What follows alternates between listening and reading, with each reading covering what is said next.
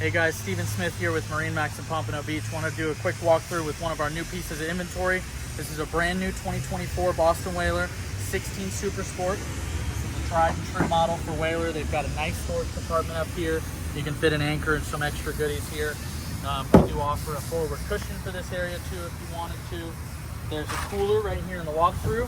This can also double as the passenger seat. You could comfortably fit 3 or 4 people here.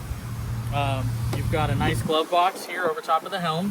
Phone, wallet, keys, miscellaneous things there. Nice dash with a stainless steel steering wheel, ergonomic throttle controls, and a cup holder for the driver. We offer plenty of seat options as well, so you can have different bucket seats. It's got a nice bimini top. This extends all the way over the helm, so you can have good shade. We did opt for the additional fuel tank here too, so you have 2 different tanks you can switch from to make sure you can keep going for many days.